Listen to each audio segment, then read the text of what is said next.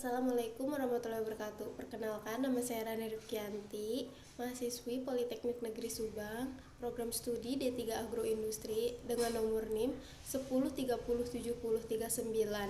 Pada kesempatan kali ini, saya akan mereview buku Pendidikan Pancasila untuk Pendidikan Tinggi karya Dr. Ujang Carda, Berikut ini SSH, adalah MH, buku MIP. Pendidikan Pancasila untuk Pendidikan Tinggi.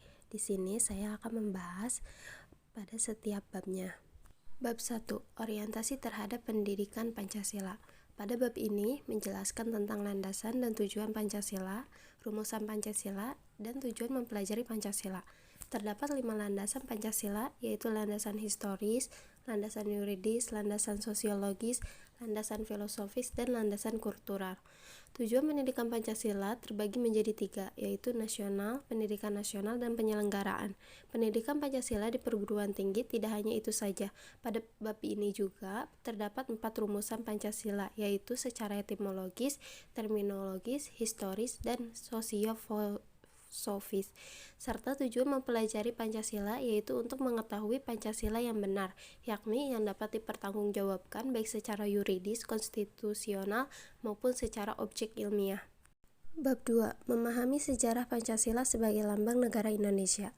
Pada bab ini menjelaskan tentang Pancasila dalam sejarah bangsa Indonesia, Pancasila sebagai lambang negara Indonesia, dan memahami Pancasila sebagai lambang negara Indonesia dari putusan Mahkamah Konstitusi nomor 4 PUU strip X _ 2012. Lambang negara menjadi kekuatan yang sanggup menghimpun serpihan sejarah Nusantara yang beragam sebagai bangsa besar negara kesatuan Republik Indonesia. Undang-Undang Dasar 1945 sudah mengatur berbagai hal yang menyangkut tentang lambang negara. Maka dari itu, lambang negara Garuda Pancasila yang dijiwai oleh ideologi Pancasila tersebut tidak dapat dipisahkan dengan Pancasila sebagai milik dari seluruh elemen bangsa Indonesia. Bab 3. Memahami Pancasila sebagai sistem filsafat. Pada bab ini mempelajari pengertian filsafat, pengertian Pancasila sebagai sistem filsafat, serta konsep dasar filsafat Pancasila dan landasan filsafat Pancasila. Pancasila sudah memenuhi syarat sebagai pemikiran filsafat jika ditinjau dari ciri-ciri pemikiran filsafat. Pancasila memuat ajaran yang mendasar, menyeluruh, dan sistematis tentang manusia dengan segala aspek kehidupannya. Bab 4. Memahami Pancasila sebagai sistem nilai etika dan norma. Pada bab ini menjelaskan tentang pengertian nilai, etika, dan norma. Selain itu juga, pada bab ini juga menjelaskan Pancasila sebagai nilai dasar fundamental bagi bangsa dan negara, yang pada hakikatnya merupakan suatu nilai yang bersifat sistematis, fundamental, dan menyeluruh. Dan juga nilai pada hakikatnya adalah sifat atau kualitas yang melekat pada suatu objek, bukan objek itu sendiri. Di dalam nilai itu sendiri terkandung cita-cita, harapan, dan lain sebagainya. Bab 5. Memahami muatan sila-sila dalam Pancasila. Pada bab ini menjelaskan tentang hakikat nilai-nilai yang terkandung dalam Pancasila, isi arti materi muatan sila-sila dalam Pancasila, dan refleksi nilai-nilai keislaman dalam Pancasila. Pada bab ini juga membahas pengertian hakikat yang terdapat 3 kategori di dalamnya, yaitu hakikat abstrak, pribadi, dan konkret. Kelima sila dalam Pancasila menunjukkan suatu rangkaian urutan-urutan yang bertingkat atau hierarkis. Tiap-tiap sila mempunyai tempatnya sendiri yang tidak dapat digeser atau dibalik-balikan. Bab 6. Memahami Pancasila sebagai ideologi bangsa dan negara.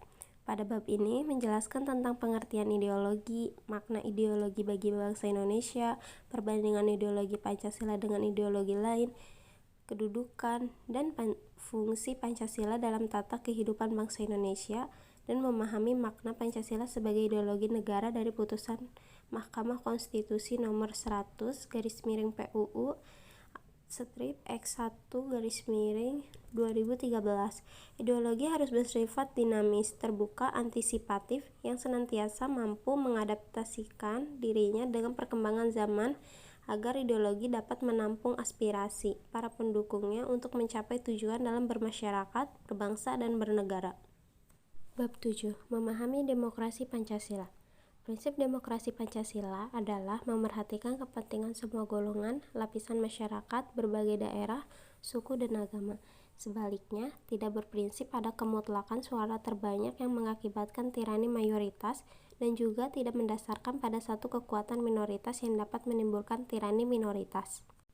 Bab 8. Memahami hak dan kewajiban asasi manusia dalam Pancasila. Pada bab ini menjelaskan tentang sejarah perkembangan hak asasi manusia, istilah dan pengertian hak asasi manusia atau HAM, macam-macam hak asasi manusia, serta pemahaman hak dan kewajiban asasi manusia dalam Pancasila. Hak asasi manusia merupakan hak-hak dasar yang melekat pada diri manusia secara kodrati, universal, dan abadi. Bab 9. Memahami Pancasila dalam sistem ketatanegaraan Indonesia. Pada bab ini menjelaskan tentang isi arti Pancasila dalam pembukaan Undang-Undang Dasar 1945 yang merupakan sebagai filsafat atau ideologi bangsa dan negara Republik Indonesia, serta kedudukan pembukaan Undang-Undang Dasar 1945 yang telah memperoleh nilai kebenaran yang fundamental karena mempunyai satu tafsir yang benar, yaitu bahwa dengan menjalankan hukum pembukaan tidak dapat diubah apalagi diganti. Bab 10. Refleksi Pancasila sebagai paradigma reformasi dalam kehidupan bermasyarakat, berbangsa, dan bernegara. Pada bab ini menjelaskan tentang Pancasila sebagai paradigma pembangunan reformasi dan kehidupan kampus serta ekstensi Pancasila sebagai paradigma pembangunan di era globalisasi. Menurut Oxford English Dictionary, paradigma adalah contoh atau pola, akan tetapi di dalam komunitas ilmiah, paradigma dipahami sebagai sesuatu yang lebih konseptual dan signifikan. Meskipun bukan sesuatu yang tabu untuk diperdebatkan, secara filosofis, hakikat kedudukan Pancasila sebagai paradigma pembangunan nasional, kita harus mendasarkan pada hakikat nilai-nilai Pancasila. Cukup sekian resum dari saya. Terima kasih. Wassalamualaikum warahmatullahi wabarakatuh.